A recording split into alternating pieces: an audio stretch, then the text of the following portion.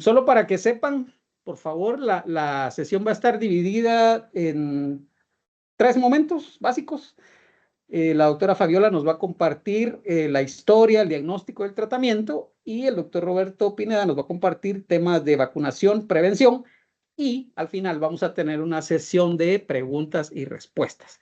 Para esto les pediría yo que de todas maneras vayan escribiendo sus preguntas en el chat, ¿verdad? Yo voy a irlas consolidando, pero si alguien al final quiere pues intervenir abriendo su cámara, también es bienvenido. Así que, sin más preámbulo, por favor, Fabi y Roberto, todo suyo el tiempo y la audiencia. Cam.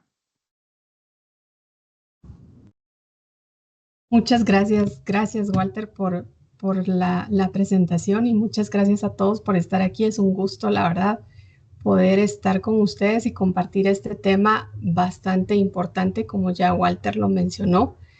Y voy a compartir pantalla. Me dicen si pueden observar.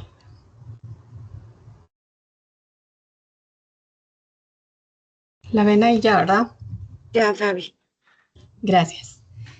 Bueno, miren, este tema, primero quisiera decirles que este es un tema bastante cambiante, ¿verdad? Porque cada vez están teniendo como nuevas actualizaciones, ¿verdad? Tanto en diagnóstico, en tratamiento. Entonces esta sesión se está grabando. Sin embargo, si ustedes quieren utilizarla más adelante, pues pueden hacerlo.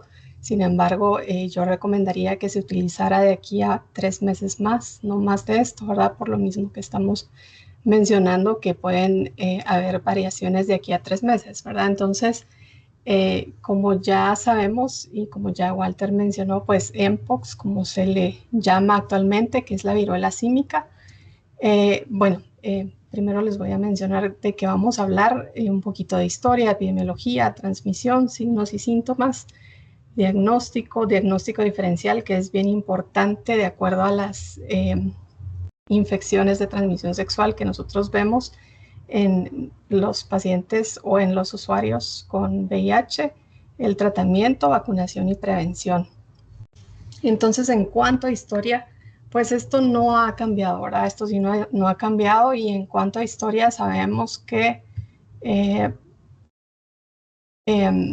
los primeros brotes se dieron en 1958 en colonias de monos, y esto se dio en monos que eran usados con fines de investigación, ¿verdad? Y en los primeros casos que se dieron en humanos, pues fue en un niño de 9 años.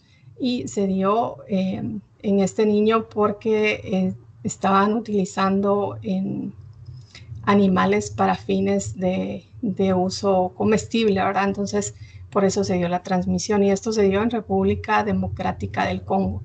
Es un poquito de historia y qué pasa actualmente con los casos, ¿verdad? Estos son los casos reportados hasta agosto de este año.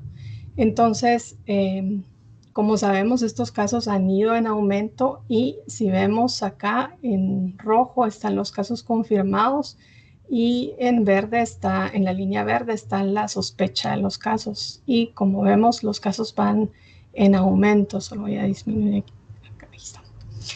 Entonces, en la República Democrática del Congo y específicamente en Burundi, que es donde se da el alza mucho más notorio, ¿verdad? Donde los casos han ido en estos últimos meses por arriba de 500, ¿verdad?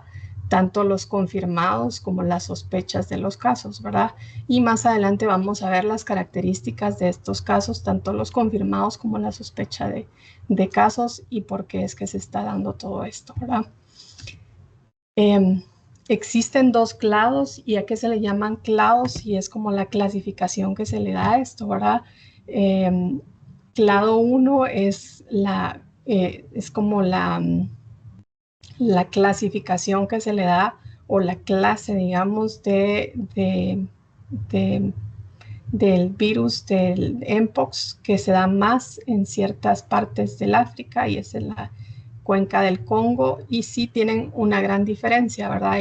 Y la diferencia es en la tasa de letalidad, que si vemos el clado 1 tiene una tasa de letalidad de 1 a 10%, y el clado 2B, que es en África Occidental, tiene una tasa de letalidad de un 3%.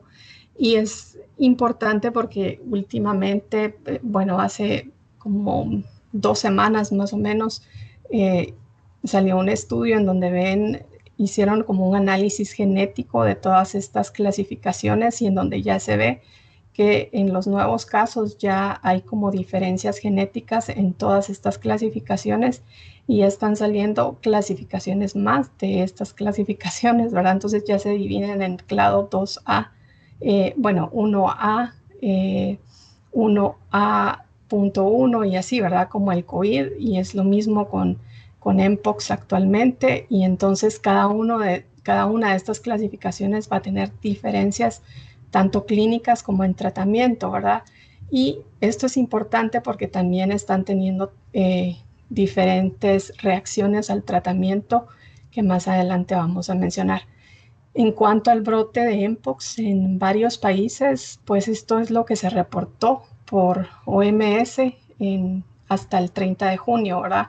Y entonces vemos que los casos que están confirmados eran hasta el 30 de junio 99.176 y fallecidos 208.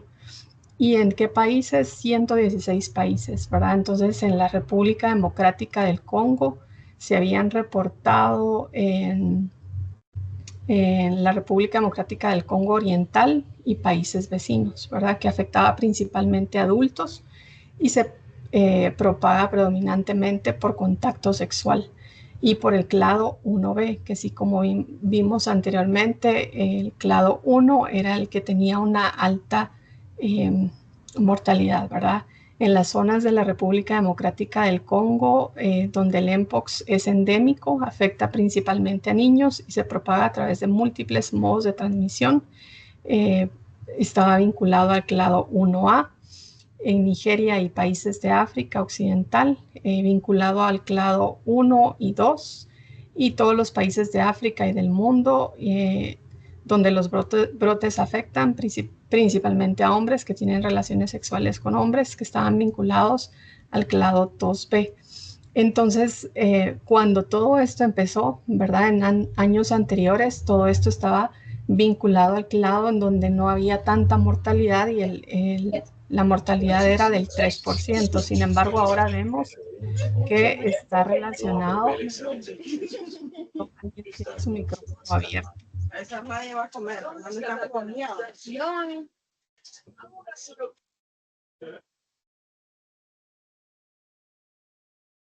Ya, gracias. Adelante, doctor. Gracias.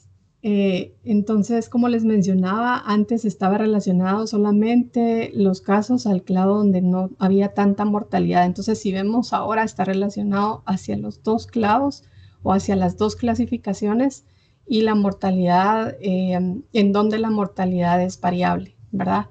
Y en esta gráfica, como vemos, ya nos muestra el número de casos por región. Y aquí es importante observar, ¿verdad?, que donde más casos se reportan es en la parte superior, que es en la región de África, ¿verdad?, que son los que están hasta arriba, y se reportan casos que van entre 500 y 1000 casos, ¿verdad?, porque pasa a los 800, y también en la región de las Américas, ¿verdad?, que es la parte azul, que es como lo más relevante de esta gráfica, ¿verdad? Y estos son datos también de enero a junio. ¿Y por qué son datos de enero a junio? Y sabemos que lo más como relevante está pasando ahorita en agosto, tal vez porque los casos están aumentando cada vez más. Sin embargo, algo que se menciona en todos los documentos es que una brecha importante es como el reporte de los casos, y sobre todo en África, ¿verdad? Que en África es donde más está pasando todo esto, pero el reporte de los casos es una brecha importante, ¿verdad? Sobre todo porque para poder hacer la confirmación de los casos se requiere de poder hacer un diagnóstico con PCR. El manejo de las muestras es como bien delicado para hacerlo, ¿verdad? Entonces muchas veces se tiene solamente la confirmación, la sospecha, perdón, y para poder hacer la confirmación es como un poquito más delicado. Entonces, esta diapositiva es un poquito cargada, pero me pareció importante porque estos son los datos importantes epidemiológicos como rescatados de todas estas gráficas. ¿Y qué es lo importante acá? Es que a nivel global, entonces el 96.4% son hombres de edad media de 34 años y los hombres de 18 y 44 años son los que continúan siendo afectados por este brote, ¿verdad? Y representan entonces el 79.4% de los casos reportados. Y 1.3% tienen entre 0 y 17 años, incluyendo 334 que es un punto que corresponde a 0.4% que tienen entre 0 y 4 años. Entre los modos de transmisión, el contacto sexual es el más comúnmente reportado. El 83.8% de estos casos, ¿verdad? Seguido por el contacto de persona a persona no sexual. Y este patrón ha persistido durante los últimos 6 meses.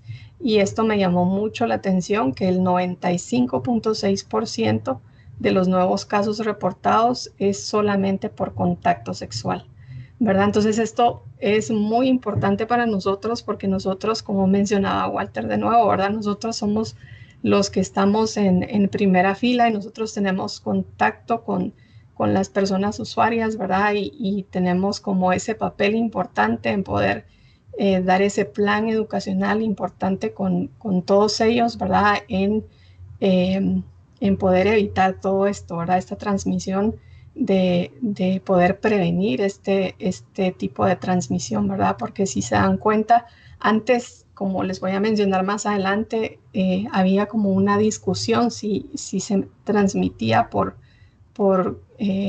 contacto sexual o no. Pues ahora esto lo está confirmando, ¿verdad? Este número tan elevado que en estos últimos meses el 95.6% es reportado por contacto sexual, ¿verdad? Entonces esto lo confirma. Entre los casos donde se reporta al menos un síntoma, los síntomas más comunes es cualquier tipo de erupción, seguido de fiebre y erupción sistémica o erupción genital.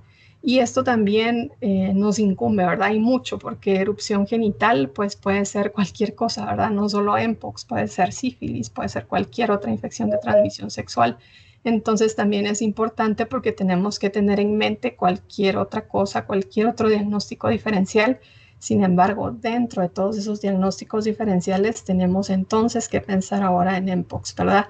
Y porque en mpox no estamos en África, sin embargo, pues estas infecciones no son solo de África, sí hay casos reportados en América y pues tenemos muchos casos de migrantes, por ejemplo, ¿verdad? Entonces tenemos que incluirlo dentro de nuestros diagnósticos diferenciales. Alrededor de la mitad, 18.628 de 35.861, que corresponde a 51.9 de los casos, con información disponible sobre su estado de VIH, se reportan en personas que viven con VIH. Esto es, de nuevo, de los que se tiene información disponible, ¿verdad? Entonces, la mitad, un poquito más de la mitad, son de los que tienen VIH, ¿verdad? Entonces, si se contase con toda la información, no sé si podríamos contar con más personas con VIH entonces, ¿verdad? Entonces, en cuanto a los aspectos epidemiológicos e historia, pues en la historia ya hablamos un poquito de esto. Pertenece al género de ortopoxvirus, es un virus de ADN de doble cadena. Estas son características ya en sí de los virus. El huésped natural son los roedores como ardillas, ratas de Gambia, lirones africanos, primates no humanos, que esto tenía como mucha relevancia al principio, ¿verdad? Cuando no se sabía mucho si la transmisión era sexual o no, o de dónde venía esta transmisión, ¿verdad? Es importante, sí, en África, donde sí hay todavía consumo, por ejemplo, de carne de este tipo de animalitos, ¿verdad? Pero igual tiene importancia en estos lugares. Y en cuanto a la transmisión, Se puede dar en animales a seres humanos, persona a persona, ambientes contaminados y durante el embarazo. Ya vamos a hablar más adelante un poquito de esto.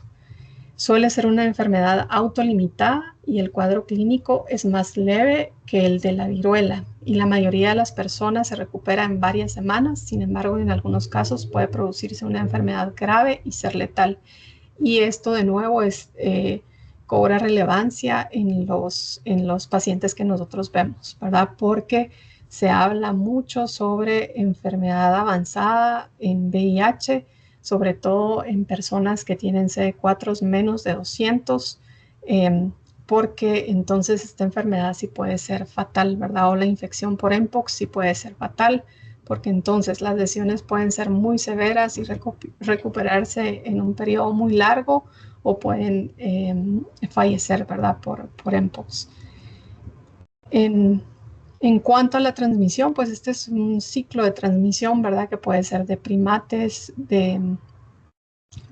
a humanos o como vemos acá, puede ser por un roedor, una mordedura de un roedor a un humano, o como vemos acá también, un contacto muy cercano de humano a humano o por transmisión sexual. Y en cuanto a secreciones de vías respiratorias, esto cobra relevancia cuando el contacto es muy prolongado, ¿verdad? Y pueden ser gotas respiratorias muy pequeñas. Y entonces aquí, de nuevo, ¿verdad?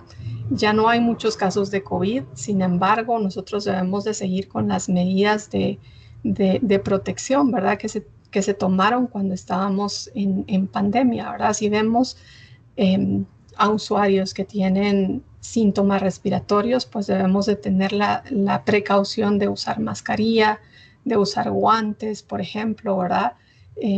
Si fuese necesario, porque entonces si tenemos un contacto muy prolongado, sí podemos adquirir o se puede transmitir Mpox si se tiene un contacto muy prolongado, ¿verdad? Lesiones cutáneas de una persona infectada, objetos contaminados recientemente de alguna persona que esté con lesiones en piel y que tengan secreción y que estén en alguna camilla, por ejemplo, y que tengan estas lesiones y que hayan dejado alguna secreción en la camilla, pues debemos tener cuidado y cambiar este tipo de insumos, ¿verdad? Tanto en los sitios de atención como en los lugares en donde estén cuidándose, ¿verdad? Las personas. Materno-fetal también es importante este tipo de transmisión y la transmisión sexual, que aquí está en signos de interrogación, pero como les mencionaba anteriormente, esto ya no es una interrogación, ¿verdad? Esto ya es más que una confirmación de que sí la transmisión es por transmisión sexual, ¿verdad? Con los datos que les mencionaba anteriormente. Los signos y síntomas son fiebre, cefalea o dolor de cabeza, linfadenopatía, que es inflamación de ganglios linfáticos, que puede ser muy variable, ¿verdad? Puede ser retroauriculares, puede ser axilares, inguinales. Entonces esto puede ser o de todo el cuerpo, ¿verdad? Lesiones oculares, que las lesiones oculares pueden ocurrir más cuando las personas están en reposo. Faringitis, dolores de garganta, ¿verdad? Ya puede ser en cuadros como muy severos, lesiones en piel, que más adelante en la siguiente diapositiva les voy a enseñar cómo la evolución de estas lesiones, y dolores musculares, ¿verdad? Que estos pueden ser como los principales signos y síntomas. La presentación clínica, que es como como lo que más se nos enseña de Mpox, ¿verdad? Las lesiones en piel. Entonces esto es de acuerdo a los días. La distribución va a ser, tiende a ser centrífuga. ¿Qué significa esto? Que aparece primero en la cara y luego se extiende hacia las palmas y las plantas, ¿verdad? Y puede afectar a la mucosa oral, la conjuntiva, o sea, los ojos, genitales externos. Entonces si vemos acá, esto es una vesícula que puede aparecer en el día 1 y puede progresar hasta pústula umbilicada, que es la forma que está acá en la tercera figura, que puede aparecer hasta el día 7. Una lesión ulcerada, que es la que está acá en la cuarta figura, y aparecer hasta una costra, ¿verdad? Ahora bien, esto es como una evolución ideal, ¿verdad? Y esto puede variar dependiendo de la inmunidad de cada persona, ¿verdad? Depende de si está en enfermedad avanzada, esto puede que no dure solo 14 días y que se complique. Si las lesiones se sobreinfectan, ¿verdad? Pueden ser como unas lesiones mucho más aparatosas, más complejas, necesitan otro tipo de tratamiento para tratar infecciones, ¿verdad? De las lesiones. Entonces puede ser un poquito más complicado, ¿verdad? Pero esto sería como una presentación ideal de Mpox, ¿verdad? De 1 a 14 días, ¿verdad? Pero puede variar. Esto sería como lo ideal de la presentación clínica, ¿verdad? El periodo de incubación y de transmisión. El periodo de incubación es el que transcurre desde que se tiene la infección hasta inicio de los síntomas y que suele ser de 7 a 14 días. Y puede variar, ¿verdad? De 5 a 21 días. Entonces, muchas veces, para poder saber bien en cuántos días se tiene este periodo de incubación, lo que es importante es una buena historia clínica, ¿verdad? Cuándo se tuvo el contacto, ¿verdad? Entonces, esto es fundamental. El periodo de transmisión es el que transcurre desde la aparición de los primeros síntomas, o sea, prodrómicos. ¿Y qué son los prodrómicos? O sea, el dolor que no son tan los síntomas que no son tan específicos, ¿verdad? O sea, el dolor de cabeza, el malestar general o la fiebre. En el caso de debutar con exantema o las lesiones en piel, desde el día previo a su aparición hasta que las lesiones hayan cicatrizado por completo, las costras se hayan caído y se haya formado una nueva capa de piel, ¿verdad? Entonces esto va a llevar bastante tiempo para poder decir que una persona no va a transmitir la infección de Mpox, ¿verdad? Hasta que tenga una nueva capa de piel. Es importante recalcar esto, ¿verdad?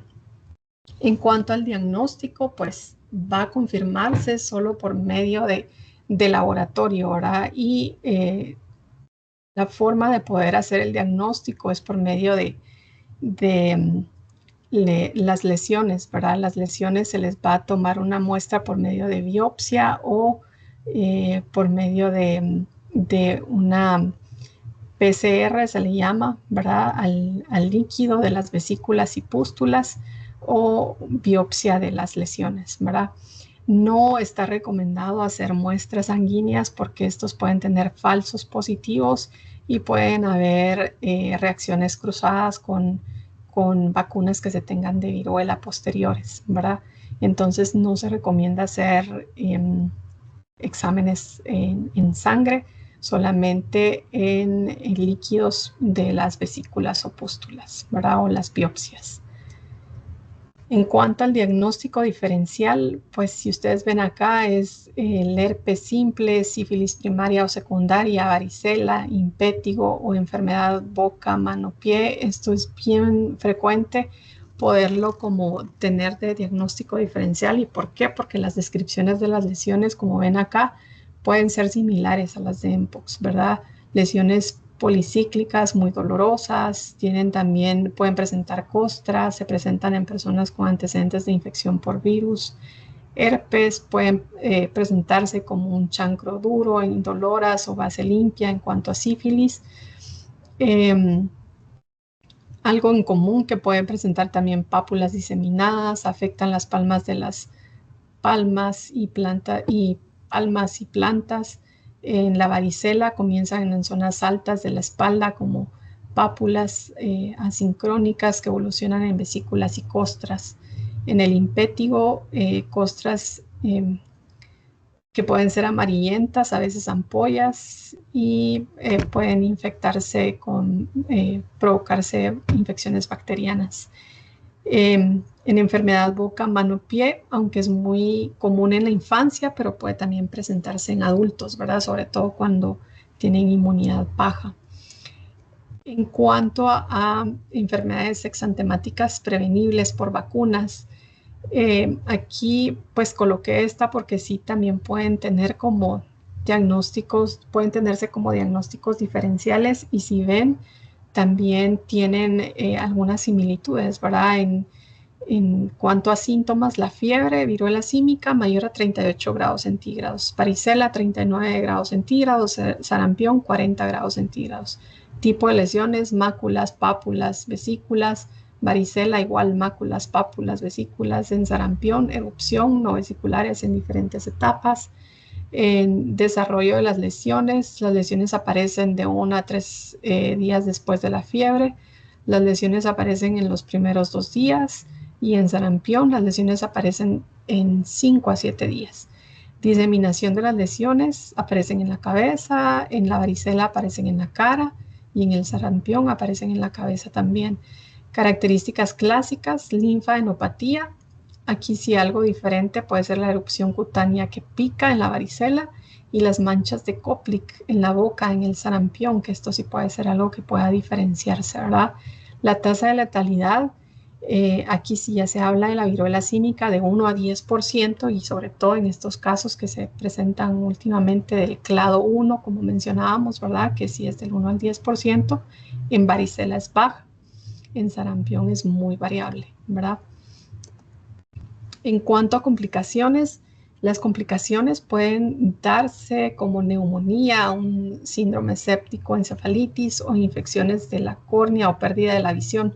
Esto es más sobre todo cuando se da en pacientes que no están bajo tratamiento antirretroviral, por ejemplo, o que están ya en enfermedad avanzada o que están en interrupción de tratamiento o no se les da una atención rápida, ¿verdad? Y los que tienen infecciones en los ojos, ¿verdad? En córnea o pérdida de visión, esto se vio más o se ha visto más en personas que están postradas por mucho tiempo, ¿verdad?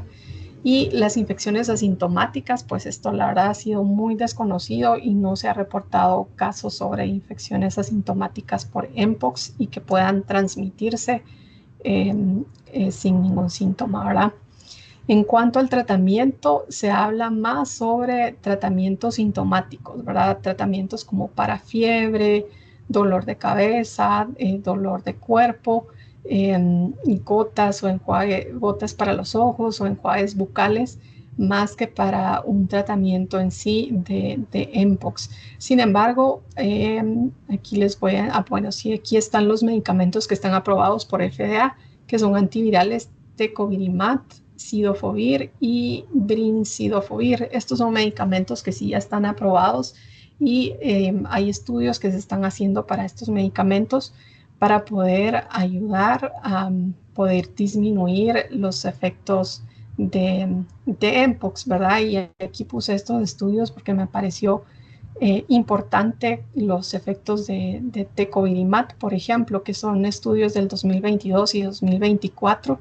Y lo que se ha visto con Tecovirimat es que, por ejemplo, en los primeros 7 días que se inician los síntomas, esto es del primer estudio que se reportó en este 2024, tuvieron 13 veces menos probabilidades de progresar a una enfermedad de mpox grave. Entonces los resultados están siendo muy buenos con este medicamento, ¿verdad? Está disponible en dosis oral y en dosis intravenosa, se da por 14 días. Tiene efectos secundarios, ¿verdad? Náuseas, dolor abdominal, eritema. Tiene interacciones medicamentosas, sobre todo con antirretrovirales, entonces habría que tener cuidado ahí con algunos de los medicamentos antirretrovirales más frecuentes. Sin embargo, pues tomarlo en cuenta con los casos como muy severos, sobre todo con los casos de VIH, con enfermedad avanzada, pues este sería una excelente opción, ¿verdad? Y esto que me pareció importante tomarlo en cuenta, sobre todo porque, como mencioné al principio, la mayoría de los casos no son severos, la mayoría de los casos son leves, ¿verdad? Y en la mayoría de los casos pueden recuperarse en la casa y entonces nosotros tenemos que estar pendientes y dar las recomendaciones generales para cómo deben cuidarse en la casa, ¿verdad? Entonces, ¿cómo cuidarse si se recupera en casa? Manténgase hidratado, coma bien y duerma lo suficiente. Tome medicamentos para el dolor y la fiebre si es necesario. Trate la erupción, no se rasque, ¿verdad? Esto es importantísimo, pues sobre todo porque si se tocan las lesiones y se rascan, entonces ahí mismo pueden como lesionarse más la piel y entonces pueden introducir bacterias en las lesiones y entonces sobreinfectar las lesiones, ¿verdad? Entonces eso es importante. Lávese las manos antes y después de tocar las lesiones.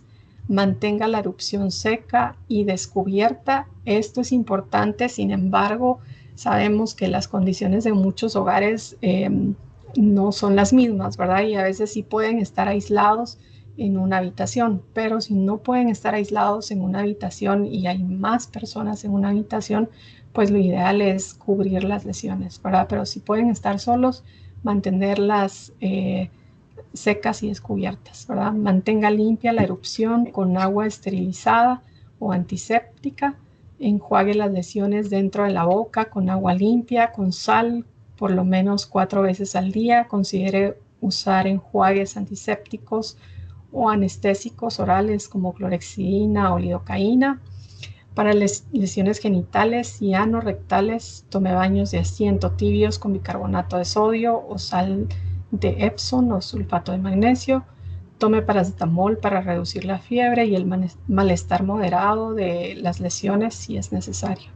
Y esto de acá, ¿verdad? Cuide su salud mental. Esto es importante. En las noticias lo que vemos y lo relevante es la mortalidad de casos por mpox, ¿verdad? Y como ya mencioné, sí hay mortalidad, pero es muy baja, ¿verdad? Y es en casos de enfermedad avanzada por VIH y no solo VIH, sino en casos que tienen otras comorbilidades como cáncer o que usan esteroides, por ejemplo, por otras situaciones, ¿verdad? Pero eso es lo que más se oye en las noticias, ¿verdad? Entonces, lo que debemos resaltar acá es realice actividades que le relajen o le gusten, manténgase conectado, practique ejercicio si se encuentra suficientemente bien y si es posible durante el aislamiento, pida ayuda si nota que sus lesiones o sus síntomas están empeorando.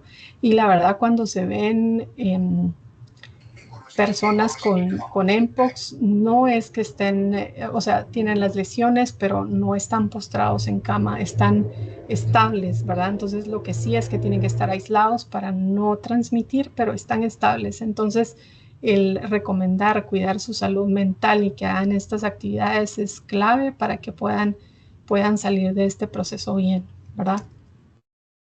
Entonces es solamente esto. Le doy el espacio a Roberto para que pueda seguir. Al doctor Pineda. Buenas tardes, Buenas muchas tardes, muchas gracias. gracias. Bueno, comentándoles, queremos también informarles en relación a las vacunas. Comentarles que las vacunas en relación a viruela han tenido una evolución. Tenemos las de primera generación hasta tercera generación. Y las de primera generación que se conocieron fueron las que se utilizaron inicialmente para tratar la viruela. De hecho, estas fueron suspendidas desde 1979 a raíz de la erradicación de la viruela. Sin embargo, se guardaron algunas cantidades de forma preventiva. Sin embargo, estas ya no están en uso. Sin embargo, fueron la primera pauta o la base para poder tener las siguientes vacunas de segunda y tercera generación. Las vacunas de segunda generación, a diferencia de las primeras, estas provienen de cultivos celulares, más que las primeras de generación eran de cultivos en relación a tejidos. Y estas de segunda generación, al igual que las de tercera generación que provienen de cultivos celulares, se han visto que son más seguras y que han tenido mejor respuesta en relación a protección en relación a viruela y ahora mpox. Las de segunda generación que se conocen, como pueden ver ustedes en la diapositiva, está la CAM 2000. Esta es una vacuna viva atenuada, de hecho, aprobada por la FDA en el 2007. Esta se aprobó para reemplazar la vacuna de primera generación. Y esta, al igual que la de primera generación, forma una pápula, la cual posteriormente a esto evoluciona como una costra lo cual pues genera cierta protección. De hecho, se ha visto de que esta puede generar inclusive hasta 85% de protección.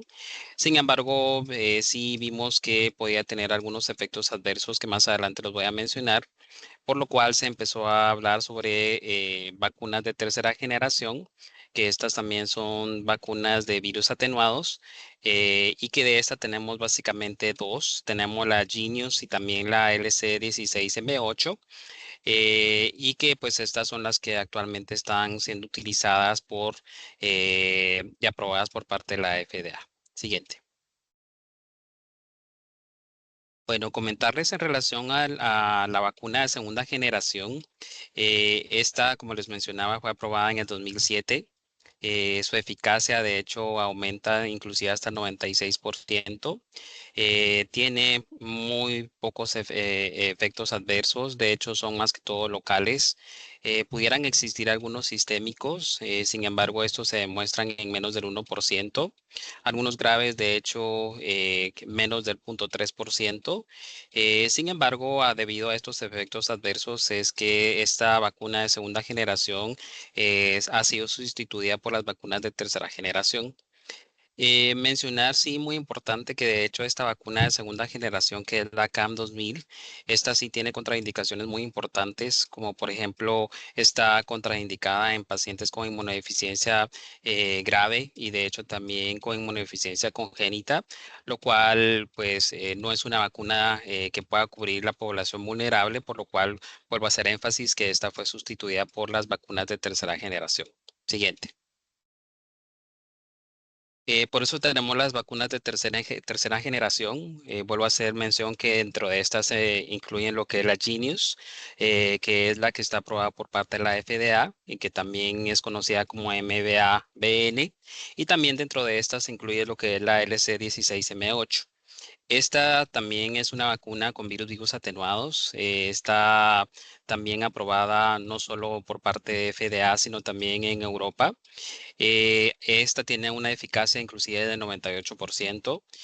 Quiero hacer mención que en comparación a la de segunda generación, esta tiene menos efectos adversos, sobre todo son locales, y va a depender también del tipo o la forma de administración. Más adelante les voy a mencionar que existen dos formas de administrarse, puede ser intradérmica o subcutánea. Y de hecho se ha mencionado que la intradérmica tiene menos efectos adversos en relación a la administración subcutánea. Esta inicialmente estuvo aprobada para aplicación en personas mayores de 18 años.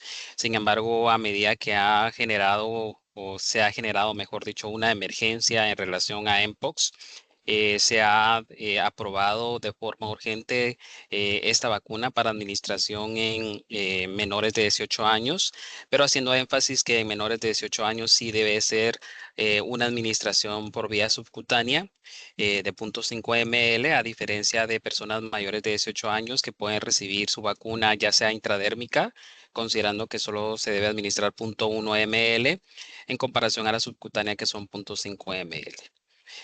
Las de tercera generación, lo que sí hemos visto, especialmente la LC16M8, es que tiene menos respuesta inmunitaria. Esta Genius pudiera tener sí cierta cantidad menor de respuesta inmunitaria a la de segunda generación, pero hago mención que esta Genius en comparación a la LC16M8 tiene mejor respuesta inclusive que para generación de anticuerpos. Siguiente. Solo aquí quiero mencionarles con esta diapositiva para que ustedes puedan ver la diferencia en relación a las vacunas de segunda y tercera generación. La vacuna de segunda generación viene de vacunas o es una vacuna, mejor dicho, de virus replicantes, mientras que las de tercera generación, estas no son replicantes y de hecho la LC16M8 es mínimamente replicante, por lo cual produce menos respuesta inmunitaria. Vuelvo a hacer énfasis que las de segunda y tercera generación en comparación a las de primera generación, estas provienen de cultivos celulares, lo cual las hace más seguras en administración en seres humanos. Siguiente. Voy a hacer énfasis en la vacuna de Genius, que es la que está aprobada por la FDA. Recordarles que esta fue aprobada en el 2019. Esta es la que está en uso actualmente. La vacuna Genius puede administrarse de dos formas. Puede administrarse previo a estar expuesto a la infección, lo cual demuestra que previene la infección. Pero también la vacuna se puede administrar posterior a la exposición, solo haciendo énfasis que la administración tiene que ser entre 4 y 14 días después de la exposición. Esta administración de vacuna posterior a la exposición no va a prevenir la infección, pero sí va a minimizar los síntomas o la gravedad que puede presentarse de la enfermedad. La vacuna Genius se debe administrar con 2 dosis. Las 2 dosis tienen que tener de diferencia 4 semanas, específicamente 28 días entre cada una de las dosis. Sin embargo, se ha mencionado por parte de la FDA y la CDC de que inclusive si se pasa más de 28 días no hay ningún problema, se puede hacer la administración. Lo importante es garantizar si la diferencia por lo menos de 28 días entre cada una de las dosis. Hacer mención que esta vacuna pues también fue aprobada por Europa. En Europa es conocida como Invanex, mientras que en Estados Unidos y en América tenemos la Genius, que es la que ustedes más frecuente van a escuchar, para poder administrar en pacientes que están expuestos o que han tenido exposición a Mpox. Siguiente. También comentarles que, como les mencionaba anteriormente, esta vacuna puede ser administrada de forma intradérmica o subcutánea. Puede elegirse cualquiera de las dos formas de administración en pacientes mayores de 18 años. Solo hacer énfasis que en países en los cuales hay limitación de recurso, se prefiere la administración intradérmica, considerando de que es una mínima cantidad que debe administrarse, lo cual puede favorecer a tener más dosis de administración. Sin embargo, hacer mención que en pacientes menores de 18 meses, o mejor dicho, 18 años, sí debe administrarse la vacuna de forma subcutánea y que para administrarse de forma subcutánea sí debe ser una cantidad de 0.5 ml. Quiero hacer mención también que la vacuna intradérmica ha demostrado que puede producir un poco de prurito en el área o inclusive enrojecimiento, pero esto es inclusive transitorio, mientras que la subcutánea se ha demostrado de tener más efectos en relación a dolor en el sitio de punción. Razón por la cual muchas veces hay personas que prefieren la administración intradérmica versus la administración subcutánea. Eh, Hacer mención porque sí, a veces nos preguntan si la vacuna va a provocar la enfermedad. No provoca la enfermedad ya que no contiene los virus, en este caso de Mpox o de viruela. Hacemos mucha aclaración con eso porque muchas veces no lo preguntan. Y sí es importante mencionar que las personas vacunadas deben seguir evitando el contacto cercano de piel con alguien que tenga así la infección, porque pues obviamente a pesar de que se genera protección, hacer énfasis que la producción de anticuerpos posterior a la vacuna empieza 14 días después de la administración de la vacuna. Así que no es inmediata la protección, por lo cual es importante que las personas vacunadas sí tengan siempre los cuidados de prevención frente a personas con Mpox. Siguiente. ¿A quiénes debemos de nosotros vacunar? De hecho, la FDA y la CDC mencionan que no se debe de hacer administración de vacunas de forma masiva. Se debe priorizar por personas, uno, que tengan exposición o que hayan tenido sospecha de exposición a una persona con Mpox. Dos, parejas sexuales en las últimas 2 semanas a las cuales se les haya diagnosticado Mpox. Tres, población vulnerable que en los últimos 6 meses haya tenido cualquiera de los siguientes aspectos. Uno, que tenga diagnóstico de alguna enfermedad de transmisión sexual, puede ser cualquiera, incluyendo las más importantes como clamidia, gonorrea o sífilis.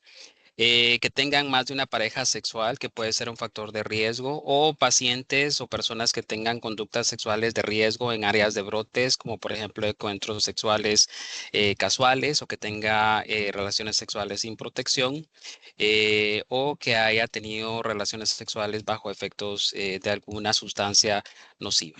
Siguiente. ¿Qué es importante hablar en relación a prevención? Pues es importante hacer la rápida detección de los casos, sobre todo para garantizar el aislamiento.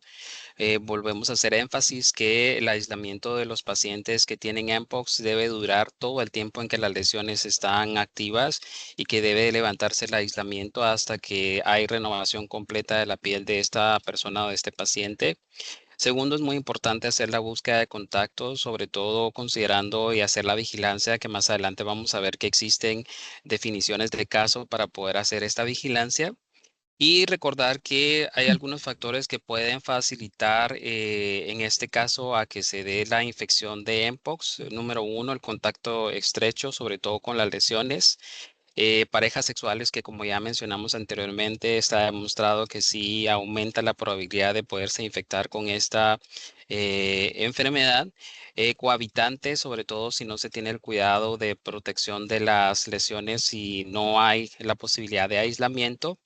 Y también considerar que el personal de salud, sobre todo si no hay buen uso de equipo de protección personal, puede adquirir alguna de esta, o mejor dicho, esta infección al no tener los cuidados o las precauciones universales o de control de infecciones ante estos pacientes. Siguiente.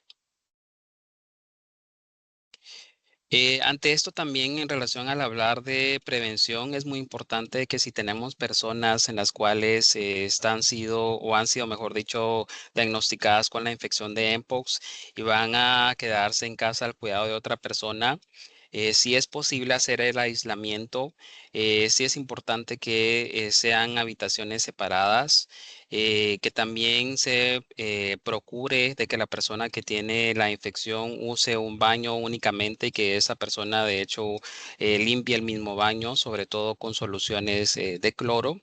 Que es muy importante la limpieza de superficies y también el lavado de manos, sobre todo que sea un lavado de manos constante. También mencionar de que hay que limpiar las superficies, pueden limpiarse las superficies con soluciones de alcohol y también de cloro. Debe evitarse barrer y aspirar, sobre todo porque sabemos que hay secreciones respiratorias que pueden caer y pueden sobrevivir en el suelo. Y también mencionar de que si se va a hacer uso de, por ejemplo, platos, vasos, cucharas o cubiertos, estos idealmente deberían de ser desechables, pero si no son desechables, garantizar el uso exclusivo para esa persona que tiene la infección. Y también hacer el lavado de estos utensilios con agua caliente. De hecho, se procura que sea agua caliente de arriba de 60 grados. Y de igual forma, el lavado de ropa idealmente debería de ser por la persona que tiene la infección. Y si no es posible, pues tener los cuidados necesarios de manipular esta ropa y lavar esta ropa de igual forma con agua caliente arriba de 60 grados. Garantizar de igual forma la ventilación del área para garantizar que esto permita que haya recambio de aire. Pero garantizando de que entonces en este caso se está dando el aislamiento de la persona en una segunda habitación. Si no es posible garantizar el aislamiento en una segunda habitación, sí es importante que la persona que está cuidando a la persona enferma o infectada haga uso de mascarilla, que verifique que la persona que tiene la infección tenga sus lesiones cubiertas. Evitar en la medida de lo posible el contacto. Si hay contacto, garantizar el lavado de manos. Y sí, siempre garantizar el tener áreas bien ventiladas para garantizar el recambio de aire. Siguiente. Así también en las medidas de prevención es importante hacer énfasis en higiene de manos, sobre todo en todo momento, y también si se tiene contacto muy cercano con estas personas, sobre todo si es personal de salud. El uso adecuado de equipo de protección personal, hacer énfasis en el uso de mascarilla, por favor. También garantizar la limpieza de los equipos por los pacientes, como mencionábamos anteriormente. De hecho, las camillas pueden ser un factor de riesgo y por lo tanto debe de garantizarse también en estos casos la limpieza de superficies como por ejemplo las camillas o el recambio de sábanas y como les mencionaba anteriormente el lavado con agua caliente. En relación a medidas por gotitas respiratorias, justo igual que COVID, garantizar el distanciamiento por lo menos a una distancia de 1.5 metros, usar mejor dicho, hacer uso adecuado de mascarillas y evitar el contacto sin el equipo de protección personal, porque sabemos que las lesiones pues obviamente son la punta o la puerta de entrada para garantizar la infección con este virus. Siguiente. Eh, Solo hacer mención de igual forma, por ejemplo, si se tiene ropa de cama, solo hacer énfasis de esta también debe ser lavada idealmente con agua caliente a una temperatura arriba de 60 grados. También mencionar de que las superficies deben de ser limpias, como les mencionaba anteriormente, con soluciones de alcohol o con cloro.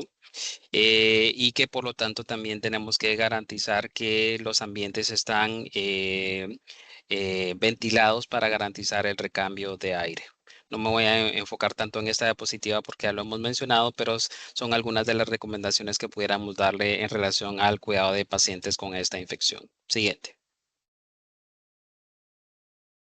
La vigilancia es muy importante. Recordemos que es importante tener en claro cuáles son las definiciones de caso. Recordar que todo caso sospechoso es aquella persona que pueda tener alguna lesión exantemática y que esté acompañado de dolor de cabeza, fiebre, dolor muscular, fatiga, ¿verdad?